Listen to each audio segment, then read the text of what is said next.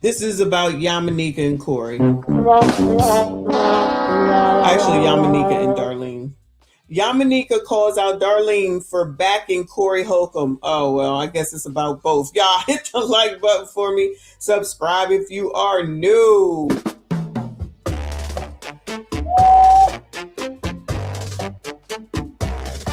The woman on the show with him, no disrespect to her, she constantly standing in the gap for this nigga. I don't know what he got on her. That's Darlene. Viewer discretion. Oh, that's Darlene, y'all. Viewer discretion is advised, child. Viewer discretion is advised. She like, oh, but the coat you looking at is $1,600. But lady, is he paying you? And the thing about it is, Corey Hulcom don't need that much to live his lifestyle. He seemed like a bodega nigga that still live around the way. It don't cost that much to live in the SRO. So he'll be fine, okay? The little hats he got on, all that shit you can get at the Salvation Army and the Goodwill off of Compton Avenue. All the niggas is dressed like that. That low rent Steve Harvey. Shit. I'm telling you. Oh, here we go. The nigga always dressed like he in a hurry to go on a cruise. And that's why he's mad that his boat show got. Oh, how come Cruz is taking strays around here, girl? You know the one in Gary, Indiana on a boat. Nigga, who the fuck is going on a boat cruise in Gary, Indiana? Yamaneika is not letting this go. If the first round on In Godfrey We Trust last week felt heated, the second round felt personal. Because at this point, it's clear. This isn't just about one comment. This isn't just about the 5-year-old controversy. Yamaneika does not like Corey Hulcom at all. Not as a comic, not as a personality, not even as a man. And she's no longer disguising it as casual commentary. On last week's episode, she goes in on everything. His dress sense, his alleged stagnation as a comedian, his fan base, his lifestyle, and even the way he carries himself publicly. I have the lady from HR at the nurse asking us what our social security number is. I'm not going there alone. But what I'm saying to you is the man is not capable of accepting accountability or responsibility. It is never anybody else's fault. I mean, it's never his fault. It's always everybody else's fault. Facts. Even in the talking about the 5-year-old that's inappropriate, and I have no idea how that even came up. He's already getting ahead of the story going, oh, y'all gonna say Corey wrong. And fuck all of that, nigga. We trying to figure out why is your brain immediately going to whether a 5-year-old is a whore or not. That's the issue we got. Yeah, and then people are like, it's comedy, but there was no joke in there. There's no joke in there. Yeah, I don't mess with that. That's not funny. Oh, he a comedian. You don't mess with that with the little nah. You don't fuck with the baby. It's not. Oh, here's another one. Oh yeah, the gigs. His gigs. A lot of my gigs. I lost a lot of my gigs. So, by the way, thank you, TMZ. I lost another gig today. Gary, Indiana, on the boat. Y'all got me good. Y'all got not me on good. the boat. Not Gary, Indiana on the boat. I'm losing gigs.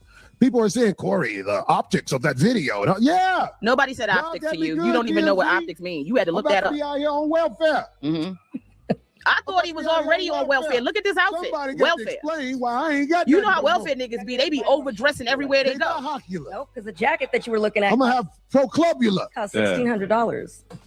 She questions the authenticity of his claimed wealth, referencing his 1,600 coat and suggesting that expensive clothing doesn't equal financial stability.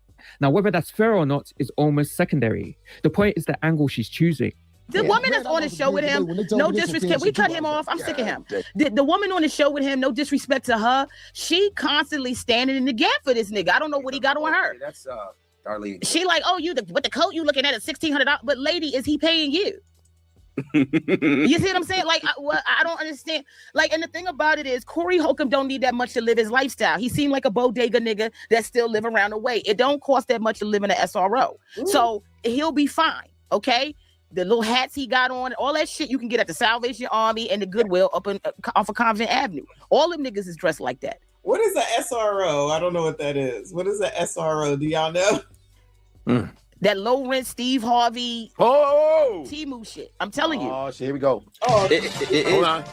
Oh, hell no. Top 5 answers on the board. Well, here's the question. Who's the Corey Hulcom? 100 people agreed. It was one answer.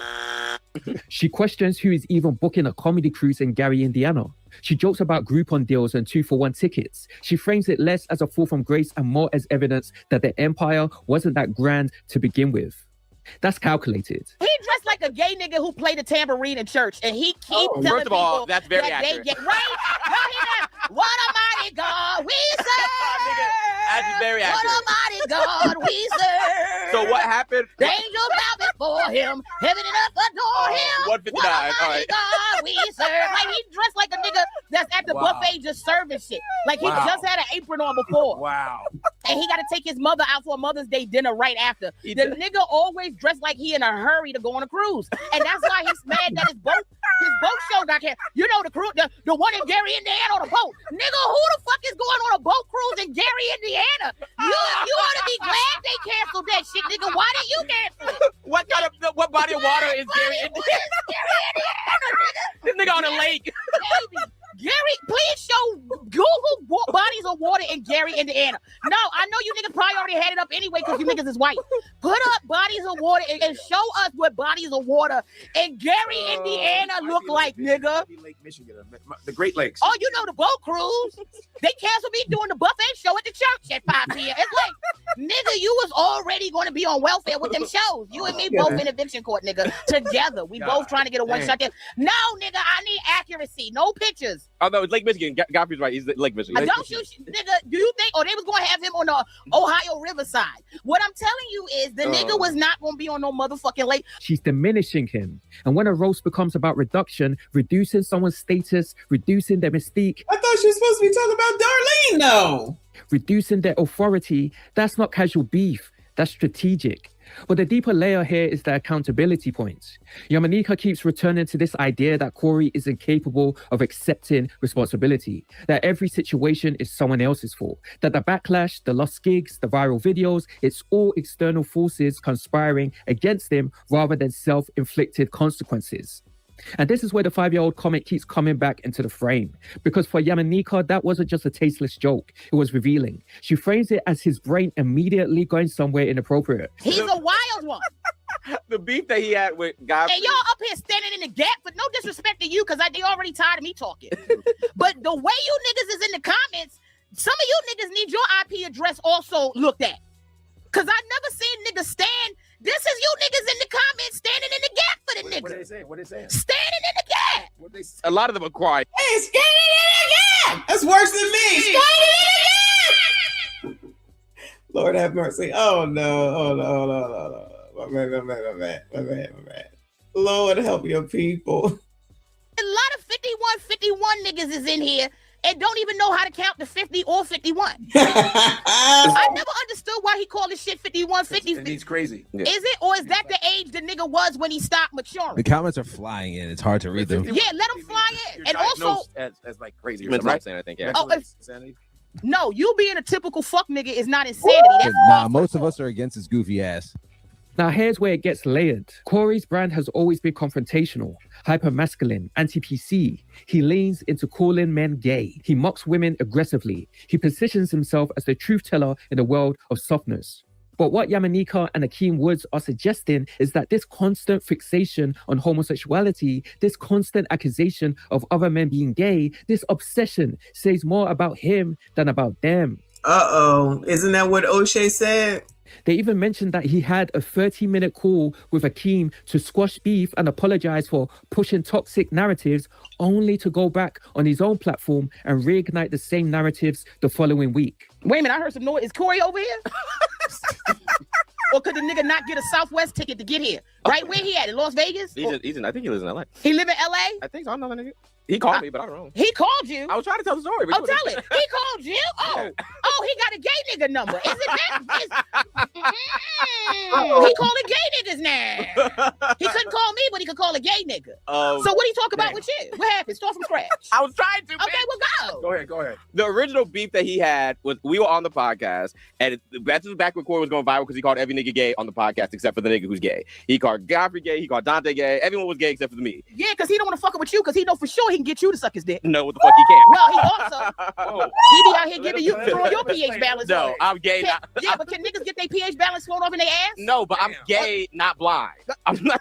I'm not I know that's right. fucking Corey. You better raise your damn standards, honey. So I just asked the question on the podcast. I'm like, why is he so obsessed with who is gay? Like that straight men don't care if another man is gay because unless you're trying to fuck him.